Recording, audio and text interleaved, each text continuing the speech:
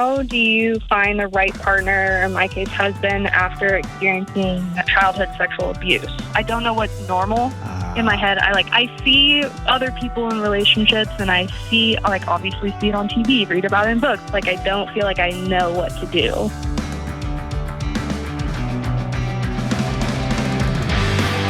Woo! What's up? This is John of the Dr. John Delony Show. The greatest mental health and marriage and parenting podcast ever. Happy day after Christmas. For those of you who survived Christmas, hopefully we all survived Christmas. It's one of my favorite things about recording a show that's 3 to 4 weeks out is, I don't know, maybe I'll get hit by a meteorite one night and the shows never air. But we're talking about this. I hope that doesn't happen. Hey, I hope you had a great Christmas. Hope you got all the stuff that you wanted. Hope you gave, you gave and you gave and you gave. And I hope you don't have a huge credit card bill to deal with now. I hope you are wise in your spending and in your giving. And here we are. We're a couple days from New Year's, my favorite time of the year. And I want to say personally, I'm so grateful. The Christmas deck of Questions for Humans sold out in 8 seconds. The New Year's deck sold out in 32 seconds.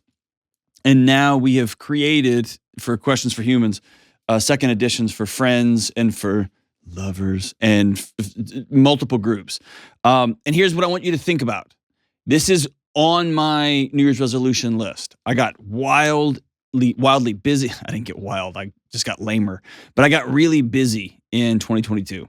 And I told my wife the other day, oh my gosh, I travel the country telling people to make sure they have friends and community and connection. And I found myself in a season of being really lonely again. And that's 100% on me. I worked like crazy. I traveled like crazy. I got home and I would just collapse instead of reaching out. And I took opportunities to not be weird and just be, I'm just going to go to bed. I'm just going to read a book or whatever. And so this year, I'm being highly intentional about getting out there and surrounding myself with some community.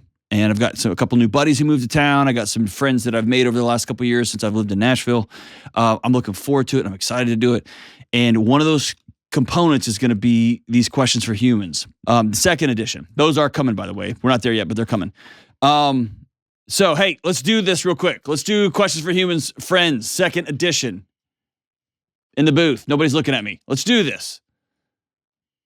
All right, ask a question. You're just producing the heck out of this thing, aren't you, Jenna? I'm just filling in and doing my best I can. Whatever. Okay. What obscure podcast are you obsessed with right now? I don't know if it's obscure because I think people know that I love murder like Kelly. But Murder with My Husband. That's the name of a podcast? It's the name Murder of a podcast, with My Husband? Murder with My Husband. And I try to get my husband to listen to it with me, but he does not like it as much as I do. If we listen to it, he's like one at a time. That's all he can take. He doesn't. Does he have to ration it because of the murder? Yes. Yes. Yes, he does. But he still sometimes will listen to it with me. But it's pretty cool. It's a wife who she knows all about these cases, and she's like informing her husband of them and telling him about them. I hope that you and your husband just, I don't know, what do I say to that? Like, do murder well together? Or I hope murder is We're in just your educated. Oh, geez. Okay. I still don't listen to a lot of podcasts. I would say the most obscure one I listen to, it's not obscure, is The Drive with Dr. Peter Attia. I think he's one of the most brilliant men on the planet. Hopefully we're going to have him on the show here in the next few months. He's got a new book coming out that I'm super excited about. That's probably the most, I don't know. I just don't listen to a lot of podcasts. Okay, last one. Be honest, and you can't lie, Jenna. And let's be honest, that's one of the challenges you struggle with, is you don't tell the truth a lot. How often do you change your bed sheets? Once a week. Lie? No, I do. Once a week. And I wash them on Sundays I change out my sheets. Really? Sarah does too. Yes. My wife does too. How often do you? Okay, well, your wife does, yes. Yeah, yes. Honestly, if it was up to me to change my bed sheets, it would probably be like an annual plan, a semi-annual plan. You do it No. every day? No, not every I mean, day. Once every a week. week? Yes. What happens? Do you not shower before you go to bed? Oh my gosh, I do shower. But think about like all when you're sleeping, the dead skin cells, like throughout the week. Oh gosh, once a year. I would Once do it a more than once a week. year. Once a week seems like not great. Our ancestors slept in leaves, in piles. And then we've evolved. And we've learned. We've evolved. Oh, man. We have overly hygienic people in the booth. Hey, for those of you who... Questions for Humans, everybody go pick them up. Go to johndelony.com. There's several decks out there. Go grab them. Just hours of fun. You get to find out all about each other. They're all nodding in there. Joe, how often do you wash your sheets? Every 2 weeks. That's a little more... I can stomach that a little bit more. Once a week. That's so wasteful. No, it's not. It's not? No. All right. Not at all. All right. He's like, Andrew's like, y'all wash your sheets? What is that? That's so strange. All right. Hey, if you want to be on this show, give me a buzz, 1-844-693-3291. We talk about mental health. We talk about what's going on in your life. Talk about healing from abuse and trauma. What's going on with your kids? What's going on with your kids' schools? Whatever you got going on, give me a buzz. 1-844-693-3291, and we'll get you on the show. All right, let's go to Jose in, there's no way this is the name of his town, in Niceville, Florida. I love it. Jose, Niceville. Is that for real? Yes, sir. Dude, I thought you were just giving us a fake name. Niceville. No, not at all. Is it right next to like... Never mind. I was gonna take us off the rails. Hey, so what's up, man? First off, thank you for your call, and thank you for everything you do on your show. It has helped me and my family out a lot. Thank you. Well, I'm really grateful, man. Thank you. So what's up? What are you working through? So my question is, how do I handle anxiety when it comes to flying? So for whatever reason, recently I get super anxious, I get nervous, I get sweaty, I get all these different emotions when I start flying. And I don't know. Has there been any changes in your life, like new kids? Did y'all recently buy a house? You got other stuff going on? Job's kind of wonky? What's going on? So I've been thinking about this a lot. Okay. So recently, in the last 2 years, my life has been amazing with my wife, with my kids, with my job. It's like everything is flowing in place, and I'm scared on losing it. And my wife and I have been married 14 years, and it hasn't been this good almost ever. Yeah. And so, man, I'm smiling. Oh, dude.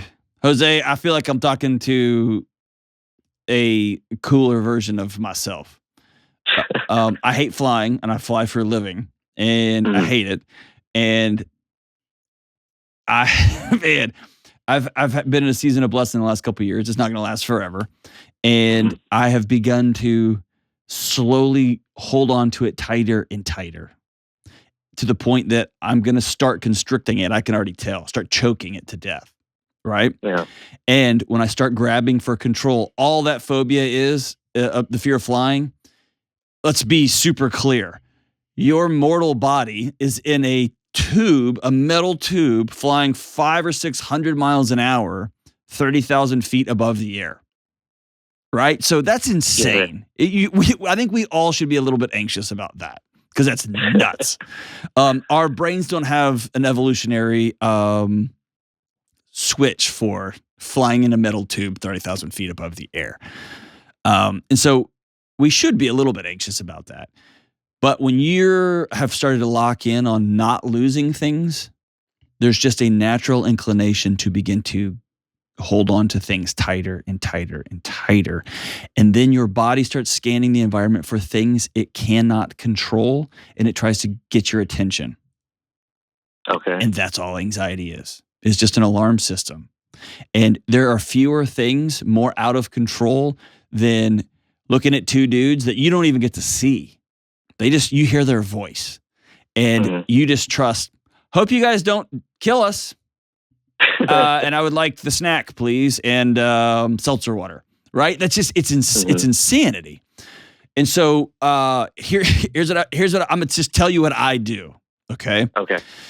The first thing is when my body starts getting anxious about flying, and it's a kind of a ramp up for me. I start packing. I put off packing until the very last second, and then I create a whirling dervish of chaos, and I start throwing crap in. I always forget something, and then I get mad I forgot it. And then I race to the airport, driving too fast because I've now created a situation where I'm going to be late, and I'm already amped up. And then I start getting nervous and all the things. I literally will consciously take a deep breath and exhale and drop my shoulders down. And I will force a giant smile onto my face. And I will say to myself, sometimes out loud, like a person who is no longer well or sane, I know you're just trying to take care of me because I'm getting ready to go flying at 30,000 feet in the air. I'm good. I'm going on this flight. And I head in that way, and I literally will feel that, and I'll let it run through me. And generally speaking, by the time I make it all the way to the gate and I sit down in kind of a whew, I'm usually pretty good. A couple other things that help me is gum. I'll go through a whole pack of sugar-free gum. Not a pack of like 6, but like a box of gum. Okay. I also have headphones, and I've downloaded, you can get on the podcast and download I don't know, it sounds like yoga music or like massage music or something. Binaural beats is something I love. And I will just listen to those. And I basically, here's what I'm accepting. That I have put my life in the hands of two men or women that I'll probably never make eye contact with. And that I'm probably not going to die. And if I do, there's nothing I can do about it because I've already decided I'm going to fly. You see what I'm saying? At that point, it's too late. It's too late. The ship has sailed. It's like I don't want to fight. I don't want to fight.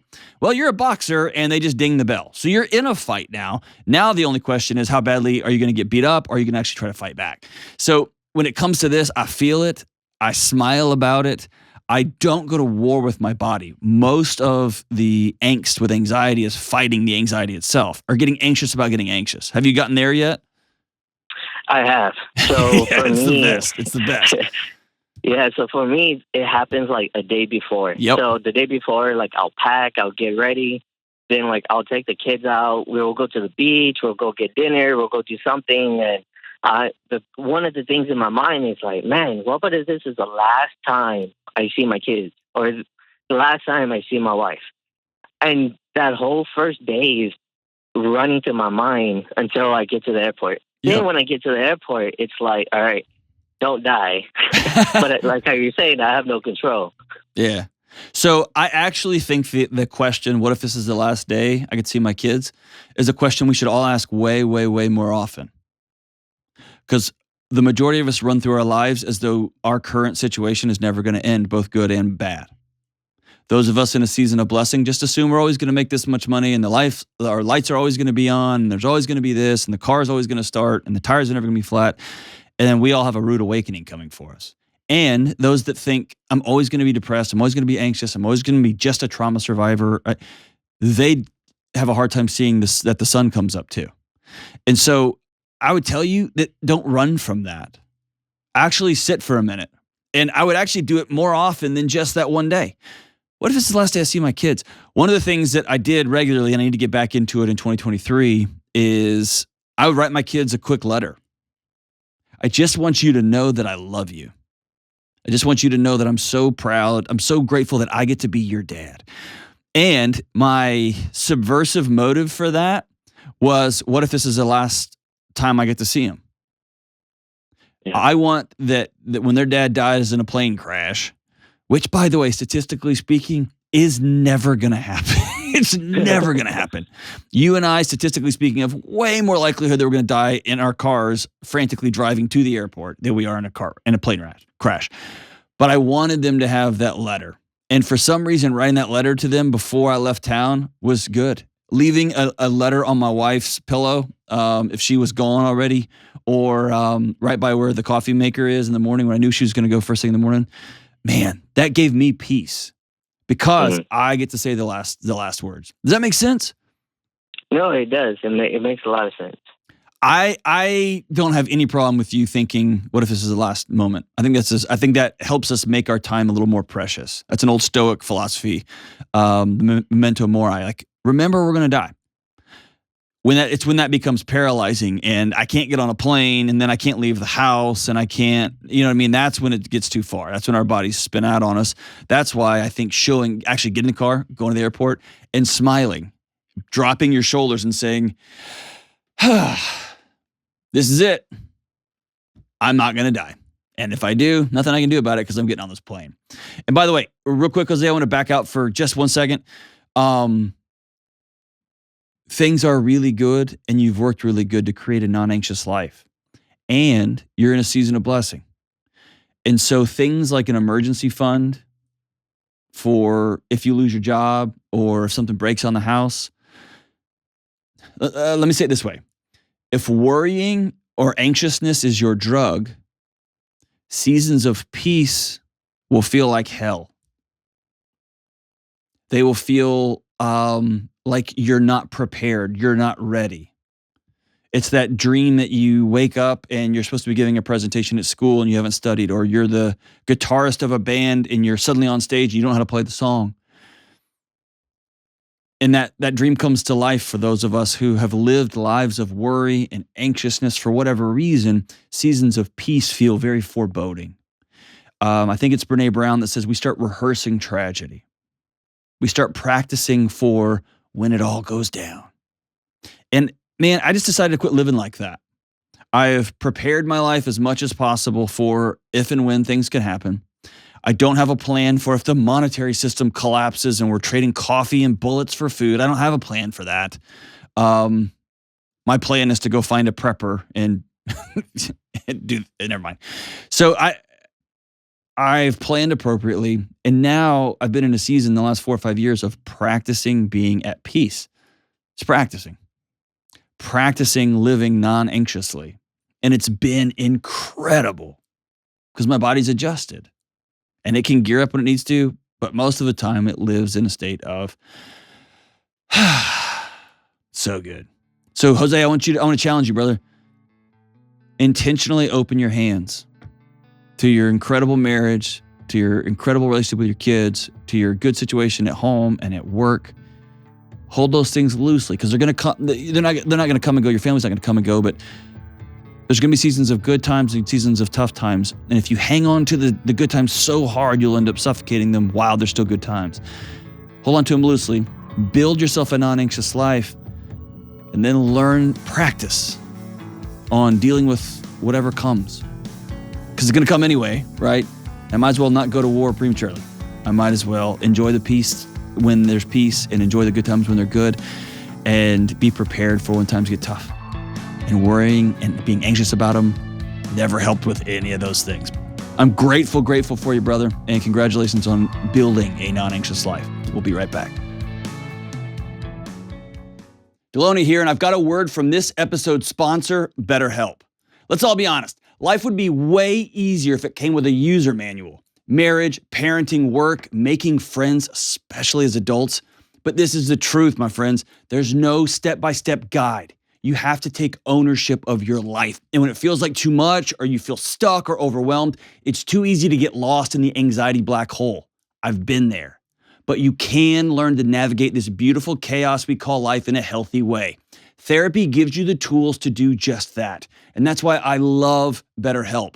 BetterHelp is online therapy that offers video, phone, even live chat sessions with your therapist. There's no waiting rooms, no traffic, no endlessly searching for the right therapist that happens to not take your insurance. Listen, BetterHelp has connected more than 3 million people with licensed therapists, and they can match you with a therapist in under 48 hours. So don't settle for feeling stuck. Visit betterhelp.com/Delony today to learn more and get 10% off your first month. That's betterhelp.com/Delony. All right. Let's go to Bloomington, where the flowers bloom. And let's talk to Melanie. What's up, Melanie? How are we doing? Hi, Dr. John. How are you? I'm good. How are you? I mean, literally couldn't be better. I'm doing pretty good. Good. That's not true. If I had some gummy candies, I'd be all right. So what's up? What's up? So I'm calling because I struggle with seeing my dad's marriage as something good, and I want to find a way to have peace with being second to my stepfamily. Tell me more about that. So my parents divorced when I was 11 years old. Okay. Because my dad had an affair. And he married his mistress as soon as the divorce was final. Okay. I'm 36 years old right now. Okay. And I still see that every time I'm with them. It just never leaves. So hold on. For 27 years, and I'm going to give you 27 years wouldn't be fair because you were 11. So you're 36. So let's just say 25. For 11 years, you've deliberately chosen misery. Either you've chosen misery, you've chosen to hang out with him in a violation of your own boundaries, wondering the whole time, this 11-year-old little girl, Daddy, why are you picking her over us? Why are you picking her over us? And you've continued that conversation. Or misery, you willfully want to go. You want him to continue to be your dad. You want him to continue to be in your life. And you have to be with a woman who you have pegged as the person who helped ruin your life. Like, why have you chosen this loop for 11 years? I saw how it affected my mom. Mm-hmm. And she has passed away. She passed away in 2016. Oh, man. And she was just a wonderful person. Mm-hmm. And it's just like what you just said. It's hard to see that he chose another family over us. And I've done okay with it for a long while. Like, I have not dwelled on it this entire time. Like, it was actually doing okay. What has stirred it up is the last year I've been spending more time with them, like trying, because, I love my dad. I want him in my life, and I want to be in his life. I mean, because he's not a bad person. Here's the big question. Does he want you in his life? I believe he does. Okay. Do you want him in your life because you actually love him and care about him, and you've forgiven him, and you want to have you want to build a new relationship with him? Or do you want him because your mom has passed away and he's all you got left? Or do you want him because you are still desperately hanging on to a fantasy that at some point this all works out? I feel like it's a combination of all of that. All of it? Yeah. There's parts of all of that, everything that you just mentioned. So I want to clear all of the decks, okay? Let's just clear everything. Let's just take our arm and swipe it across the table. Now we got a clean table. Okay. Instead of wading through all the junk on this one, let's go to the very, very end. You're 36. Fast forward to your 40th birthday. What do you want that to look like when it comes to you and your dad? Paint me a very, very vivid picture. I would like us to be closer. Nope.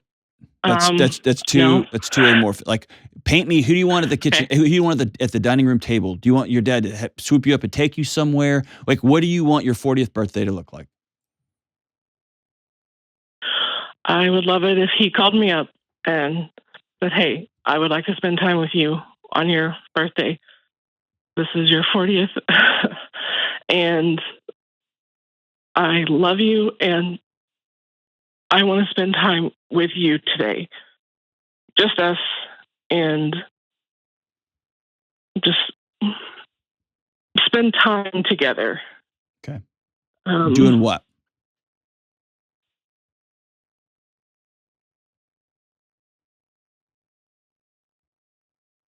It doesn't even have to be anything big. Okay. We can go to dinner and talk. We can be at his house. And as long as she's not there, right? Well, it's not like I don't hate the woman. It's not that. I just have that block. I don't hate the woman.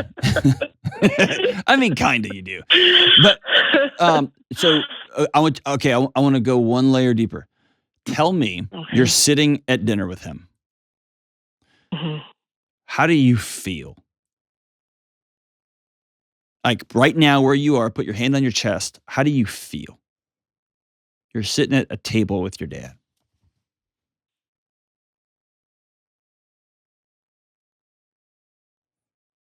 I want more from him. No. That's not what I'm asking. Fast forward to your 40th birthday.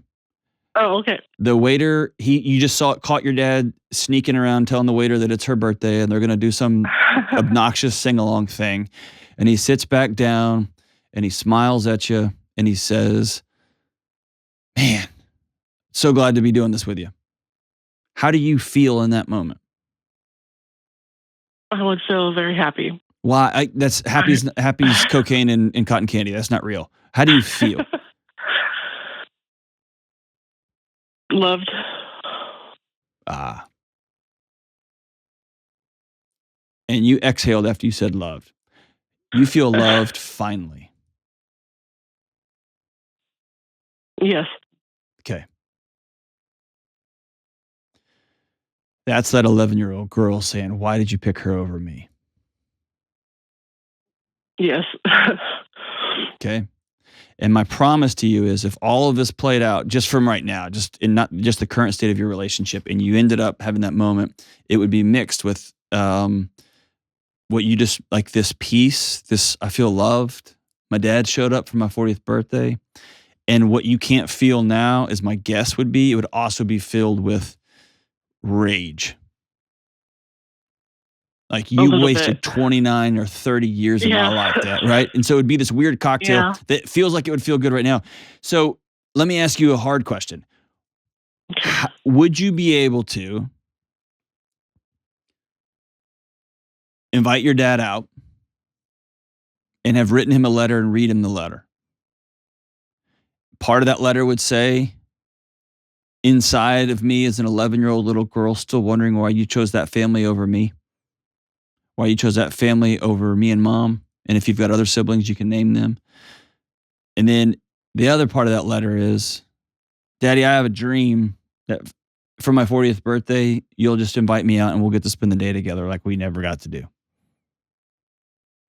I want to get to know you well enough so that when that happens, I'm really excited about it. And here's why I'm suggesting you do something like this. Or let me ask you, like the idea that you would do that, how do you feel about that?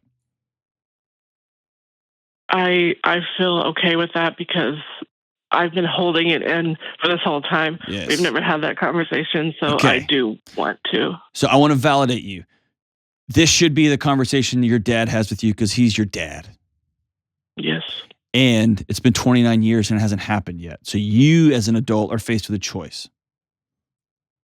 Am I going to walk away? Or am I going to keep wishing and expect him to read my mind? Or even worse, am I going to live in the ambiguity? And what you're doing is a gift to yourself. You're just calling it. You've been playing poker long enough and he might be bluffing. Dad, do you love me? And when you ask it, when you sit down and read him this letter, he may stop halfway through and say, whoa, I'm out of here. I left this when you were 11 and I'm not here for it anymore. I mean, I'm not here for it now. He could walk out. And what you would get is devastating grief and you'd get some clarity. You'd be able to stop chasing that dragon. The other side of it is you could have 30 more years of relationship with him. But you would have to decide to forgive him and stop carrying that baggage. Yes. Yeah. It feels like that baggage is protecting you, and it's not. It's weighing you down. Or to say it another way, your hatred for him, for what he did to your mom, combined with your love for him as an 11-year-old little girl still chasing him, chasing his blessing, chasing his blessing. That combination there, that's just you drinking poison. And unfortunately for him, he can't read your mind. And you're expecting him to be a mind reader. Just call me. And he should call his daughter, and he just hasn't. Yeah, no. And he probably can't give you a good reason. If you sat down and said, why didn't you call? He probably couldn't tell you. Other than maybe he said, I knew you'd be so disappointed, I didn't want to bother you. Because he might think he's a burden. Who knows? I don't want to get inside his head. I don't know why he's doing what he's doing. But at the end of the day, what comes next is on you. He has proven he's not going to do that. And if you told me, dude, I'm out of his life. I'm making peace with this. I'm going to write the letter. I'm not going to send it. I'm going to be done. I'm going to let him know how much he hurt me. I'm going to let him know all the great things that have happened since he walked out on me. And I am going to let him know of the things that I'm doing in my life and the things that are to come. He didn't get to be a part of that. Basically, you'd be grieving him just like you grieved your mom. He's gone. Yeah. Or you can choose to seek reconciliation, knowing that that's going to leave you open to be hurt again.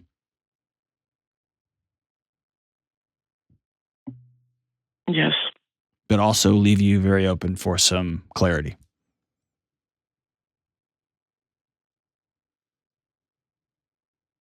So what do you think? What are you going to do? I think I would like to write the letter and read it to him. I do want to give that a chance. Okay. Y'all live in the same town? Mostly, he was living out of state, but he's recently moved back. He comes back more than he used to. Gotcha. So that's how I've been able to spend more time with him. Gotcha. I can't tell you what to do in this situation. Yeah. I would also recommend that you take his relationship with your mom off of your plate. Because there will be dynamics to that relationship that you will never fully understand because you weren't in it. It wasn't your relationship. All you got to do is see it from one side and experience it as a child. So moving forward, things are about his relationship with you and the ways he's hurt you, the ways he's potentially blessed you. Both of those things are true. And what you two decide what comes next is going to look like. And I would even include that language in your letter. None of us can change what happened in the past. The only thing we can change is what happens next. And ask him, are you in? And then be prepared. This is the hard thing. Be prepared to tell him what in means.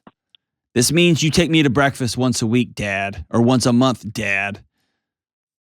This means we go to movies because you should have taken me to movies when we were kids and you never took me.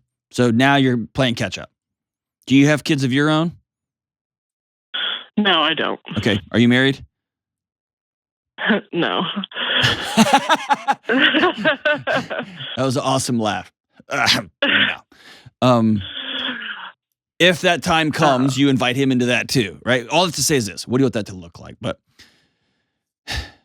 I can tell you if it was me, I would probably err on, I would do what you're doing. Life's too short for me to carry somebody else's bricks. Not going to do it. Life's too short for me to drink poison, hoping that somebody else dies. Life's too short for me expecting people in my life to be mind readers. I've just started being very clear. And sometimes that clearness comes across as like, that guy's a jerk or that guy's demanding. That's fine. But everybody's on the same page. And that is an infinitely healthier place to be.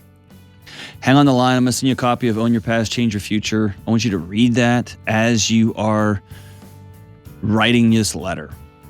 Read them, do those things together. Read the book and write that letter together, because the book's going to give you some insight into your own stories that you've picked up along the way and that you've been telling yourself for a long time about the role you played in your dad leaving, which is nonsense. And then it's going to give you some tools on that one terrifying, scary question. Whew. What do we do next?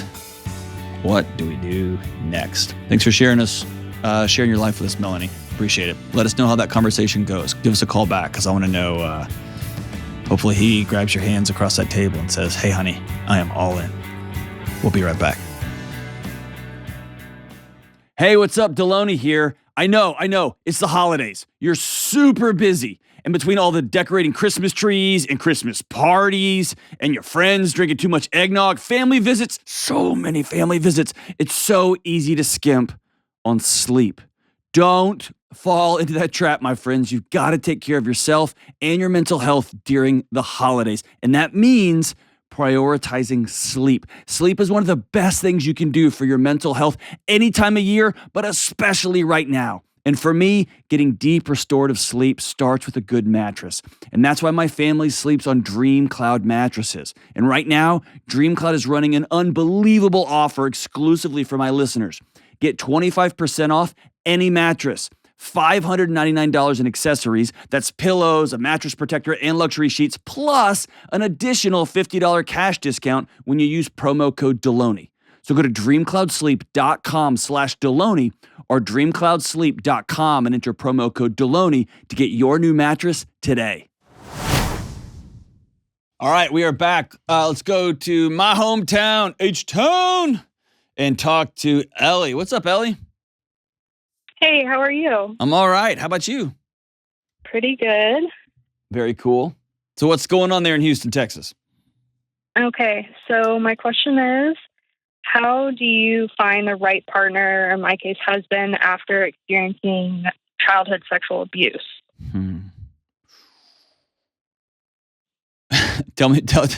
I'm only smiling. You just like walked into my living room and you sound so kind, and you're like, "Here's a grenade and I've pulled a pin and you'll have a great day." So tell me more. That's a huge sentence there. Tell me more about that. So I was abused between the ages of 7 and 11 by a really close family friend. Okay. Man. Can I stop you? Can I stop you right there and say I'm sorry? Thank you.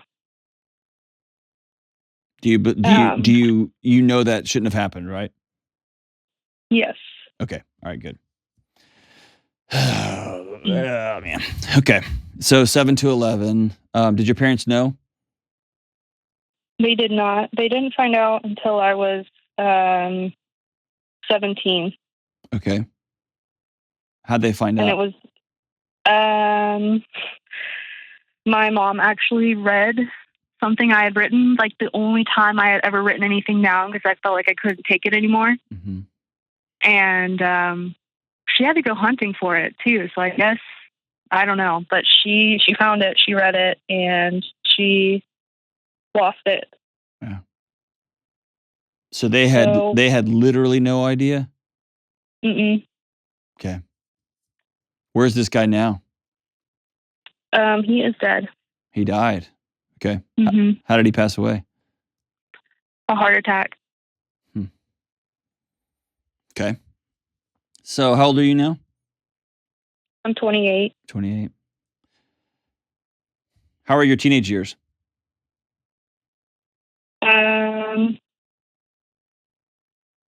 I mean, I did well in school. I hated school, so I tried to get done with it as fast as I could, and moved out as soon as I could. And it wasn't that eventful. I mean, I was pretty miserable, I would say, through my teenage years, but no one really asked anything. They were just kind of like, "Oh, she's just a typical teenager." And then you got the grades you needed to keep people off your back, and you were just quiet enough and didn't set anything on fire, and everybody just kind of let you do your thing. Yeah, and I have a sibling who's a hot mess, so I think the focus is kind of always on them instead. So you had a chance to hide? Yep. Okay. And so you're 28. Tell me what dating has been like for you. Not great. I feel like it's I feel like that's the understatement of the day. Not great. Absolutely. Not great. And by not great, I mean absolutely terrible. Okay. I mean, I've had one serious relationship, and definitely was not a healthy relationship. What does that mean? I didn't really actually trust him. Okay. And makes me a little nervous. I'm just afraid that I'm never going to be able to trust anyone. Okay. When you say it wasn't a good relationship and you didn't trust him, something happened or something happened regularly. What was it? He didn't really listen to me, I guess. Like he listened to me, but he didn't hear me. Okay.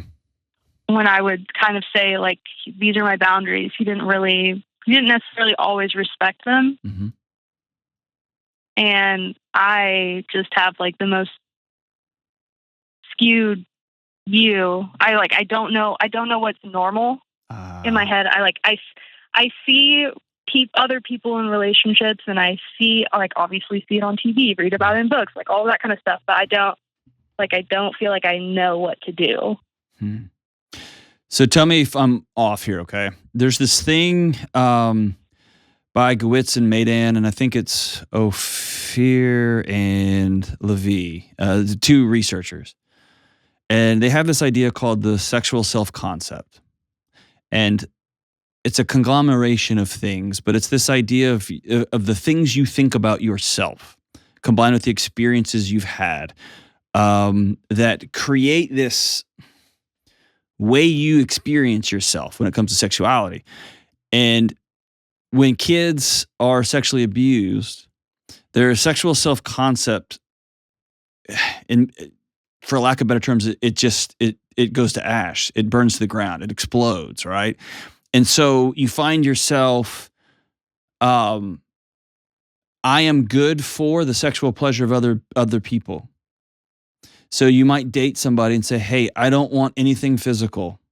And then you find yourself being sexually active with somebody because your sexual self-concept is, my job is to fulfill other people's needs.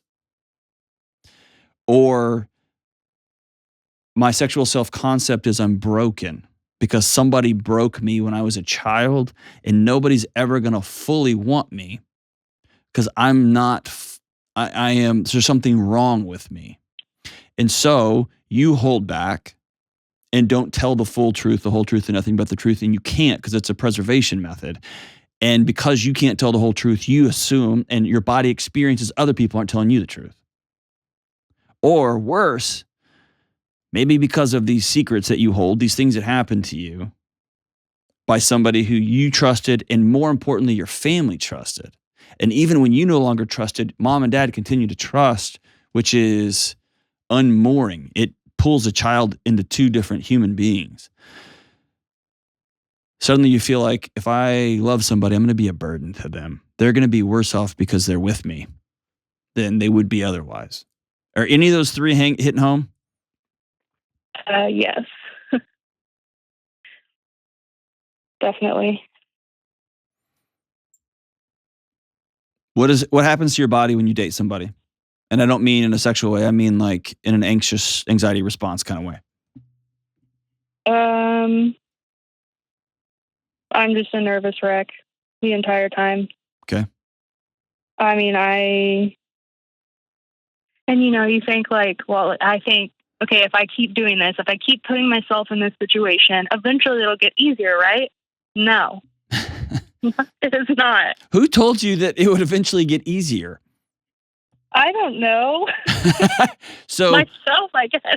Let me say this, and I can be guilty of this too.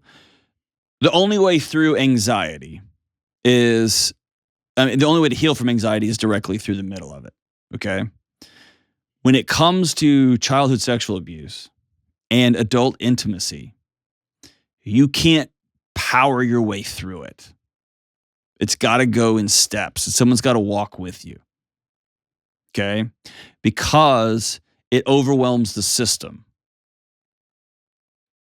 If you just try to just like, all right, my body's doing this thing. All right, I'm just going to go date. I'm just going to do it. I'm going to stand here and smile.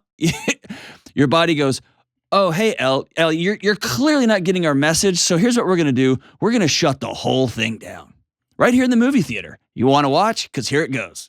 See it, right? See what I'm saying? Yes. Or you're at dinner and you find yourself crying for no reason or laughing hysterically, or he just does like one of those moves where he just reaches to grab the napkin, but he accidentally brushes your finger just to see what your reaction is, because maybe he can hold hands, and your whole body goes into a rage, right? Whatever your body's trying to get your attention. Have you ever gone to talk to somebody? Did you ever spend some seasons doing some trauma counseling? Yes. You don't, wasn't effective? I mean, I would say it was helpful in a lot of ways, but not necessarily in this particular. Okay. When's the last time you went and saw a counselor? Last year. Tell me about that experience. I didn't even really bring up dating per se. Like I feel like there were other things that I was struggling with. Like what?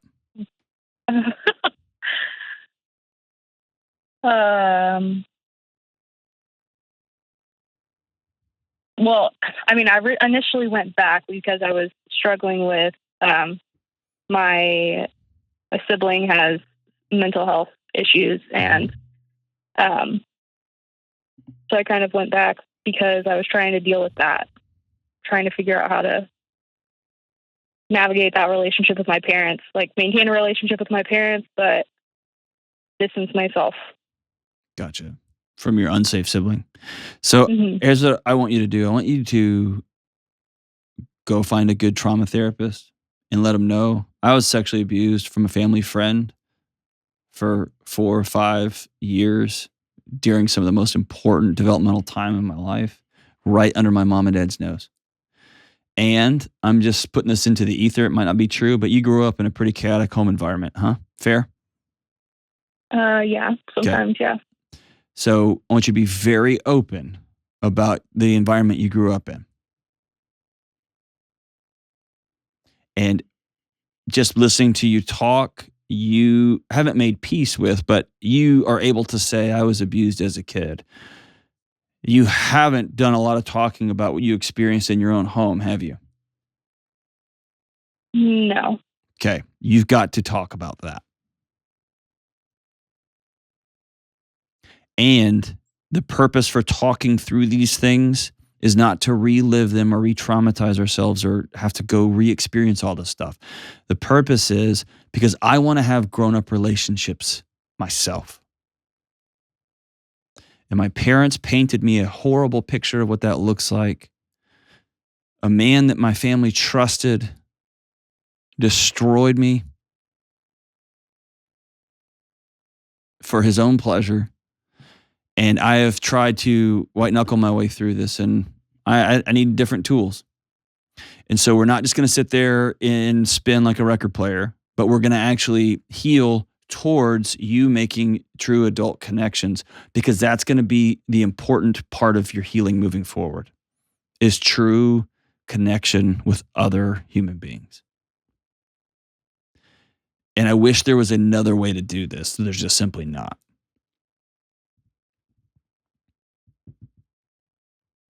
Are you willing to do that? Yeah. Yes. I'll tell you a couple other things I would love for you to do. I would love for you to get some sort of movement practice. And I know they have a million different things there in Houston, whether it's a yoga practice or a jiu-jitsu class or some sort of, the Body Store's trauma in really bananas ways. And if you've ever been to a yoga class for a long period of time or jiu-jitsu class for a long period of time, sometimes somebody will just start sobbing. And there's something about movement and healing and movement and trauma healing that works together. I don't fully understand it all. I just have seen it. I've experienced it.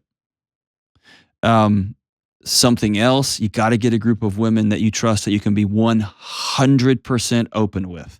All of it. Do you have that? Huh? Mm-mm. No? No. Okay. So you've got an anxious body living in an anxious environment with no other tribe members, an unsafe family, a haunting presence that when we feel love or sexual intimacy, that means that's our body goes to war, goes to fight or flight. You don't have intimate connections as an adult. You don't got friends as an adult.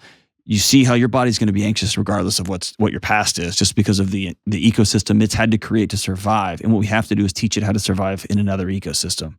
And you're going to have to get some help to do that.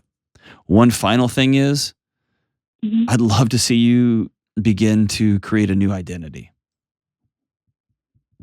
Here's what I mean by that. One where you are worth being in a relationship with. And you write that down every day. One where every day you get up and you write, I'm worth being loved. One where you get up every day, I am worth not being anxious all the time. I'm worth a non-anxious life. I'm worth my needs being met. And that means you have to sit down with a counselor and figure out what the heck your needs even are. Yeah. You don't even know what that means. You're going to have to ask yourself this one terrifying question: what do I actually want? that's paralyzing for people. You know what I mean? You're going to have to figure out how to ask. You're going to have to learn. I'm a person who communicates my needs very, very clearly. Mom, if brother's going to be at your house for holidays, I am choosing to not be there. Period. I am not interested in a sexual relationship with you right now, but I will get coffee with you. Cool? See what I'm saying? Yeah. It sounds like madness to you. Because it just seems like such a strange thing to say. I know. It's called boundaries. They're very strange to most of us. But they're especially strange. Speaking your needs out loud clearly are especially strange to kids to adults who, as children, were responsible for their parents' emotional regulation, especially for kids who grew up with a sibling with mental illness that dysregulated the household and didn't have parents who leaned into that. It's especially weird for kids who were sexually abused, and you've got all three. Not to mention the things that you blame yourself for, having tried to tightrope through relationships since then. Fair? Yes.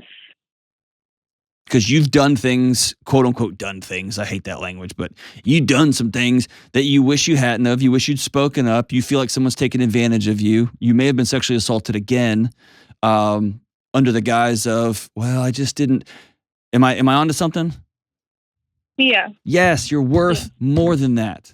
And I can't be the only one who believes that. Do you believe that? Yes. Yes. Will you start? Yes. You just cut out on me. Yes. Yes. You promise? I want you to say, I'm worth being loved. Oh, man. That's so strange. I'm worth being loved. Yeah, that felt weird to say. Say it again. I'm worth being loved. I'm worth having needs.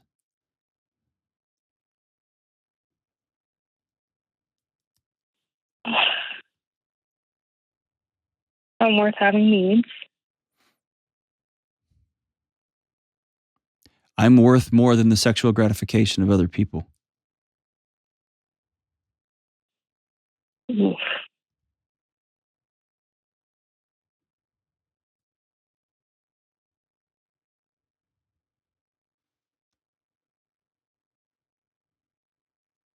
that one is, for some reason, like, that was tough. Okay. That's tough for me to say. So when you go see your counselor, that's where you start. Okay? Mm-hmm. But I need you to hear me say that it's true. Yeah. You were not put on this planet to meet somebody else's sexual needs. You were put on this planet to be a light and a gift in service to other people. And my gut tells me is that making the phone call to a counselor, because you've been through some counselors before, you've got a whole bunch of shame that you're carrying around, a whole bunch of guilt that you're carrying around, which are hallmarks of your childhood, hallmarks of your early adult years. Making that phone call is going to be hard. But in 2 years, you and I are going to look up and you're going to be meeting with a small group of women who have been through the same thing. And you will begin to make meaning of the madness and the insanity and the evil that you've endured. And you're going to be able to forgive this 11-year-old who you have blamed for years. Or you're going to be able to forgive this 11-year-old who's been fighting on your behalf for so long. Tell me you're not, are you just exhausted? Very. Here's what I want you to, I want you to let that little girl finally rest. And she hasn't been able to rest ever.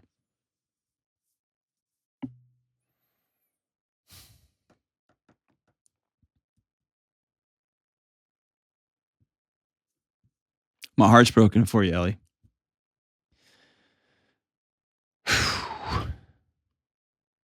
You just have to trust me that you're worth being loved, and you're worth being well, and you're worth having needs, and you're worth speaking clear boundaries, and you're worth more than the sexual gratification of other people. You're worth finding who you want to serve and who you want to love and serving them and loving them in ways that fill you up.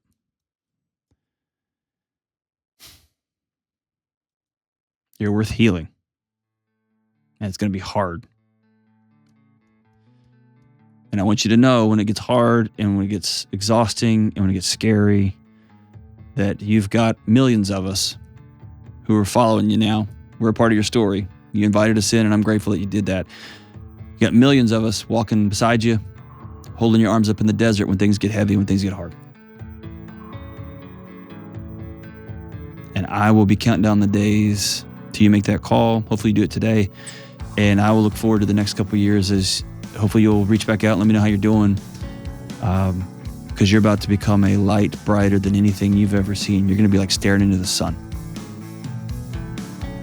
And all that's going to start with that one phone call to a trauma therapist. And you said, I'm ready. Thanks for your trust. Thanks for loving Ellie like we all do. We'll be right back. It seems so easy, but most of us way undervalue real, genuine relationships. Our friendships, our marriages. We don't know what we're doing, and instead of diving into the mess, we accept shallowness and distraction, and we wallpaper over our loneliness. So let me say this boldly. You cannot be well alone. You've got to get connected to real life people and have deep, powerful relationships. I'm talking about relationships where you can be honest, where you can open up, where you can share hard things, and you each know that you'll still show up for each other. And in my new book, Own Your Past, Change Your Future, we'll walk through a not so complicated approach to relationships, mental health, and wellness, and getting connected is a key part of that. That's why you'll learn shallowness and loneliness are so dangerous, and more importantly, you'll learn how to create meaningful relationships in your life moving forward. There is no good app to help adults find friendships, but this book can help. Go to johndelony.com to take the next step towards wellness. That's Own Your Past, Change Your Future at johndelony.com. All right, we are back. It's a heavy show for the day after Christmas. Here's what I want to say. There's a whole bunch of you who went to holidays over Thanksgiving, holidays over Christmas, and and you're having this realization, I can't make the adults in my life change. I can't. I can't make people get up when they get knocked down. I can't make people go to counseling. I can't make people stop spending their money. Like, I can't keep people from watching the news 24/7, 365. I can't make people eat differently. I can't change other adults. So I want you to hear me say, I get how hard that is, and that often comes with a season of grief. When you're watching people you love just make choices that you know are hurting them, you feel it hurting them. And the holidays are just that season. We get to see it up close. But I also want you to know that there is one person you can change, and that's you. And so whatever 2023 is going to look like, whether we're going to have a recession or not have a recession, or whatever politicians are good, I don't care. Whatever Kanye is going to say, whatever, I don't know, whatever, I don't care. I can just change my thoughts and my actions. That's it. And so whether you have hard stuff to begin to heal from, like childhood sexual abuse and a chaotic childhood home, and choices you made, whatever you're going through, or whether you're just finding yourself in a season of absolute blessing, things are so good, and there's a creeping voice that's making its way through the back of your brain saying, hey, this all goes away. This all goes away. Don't you forget, this all goes away. And you start practicing for when it does all go away. You can control you, and all you can change is your thoughts and your behaviors. Please trust me. You are worth it. Those that you love are worth it. Your kids are worth it. Your spouse, your romantic partner, it's worth it, worth it, worth it, worth it. Every time. I hope you'll join me in this upcoming new year as we heal where we got to heal, and make new habits and new identities, and we head off into the unknown and make them all come true. Today's song of the day, as we wrap it up, in honor of our first caller, Jose, from the great and mighty Foo Fighters. The song's called Learning to Fly. Fantastic, Jenna, way to go. It goes like this. Run and tell all of the angels, this could take all night. Think I need a devil to help me get things right. Hook me up a new revolution, because this one is a lie. We sat around laughing and watched the last one die. And now I'm looking to the sky to save me, looking for a sign of life, looking for something to help me burn out bright. I'm looking for a complication, looking because I'm tired of lying. Make my way back home when I learn to fly high. Hey, that's what we're doing. We're teaching each other how to fly. We'll see you soon.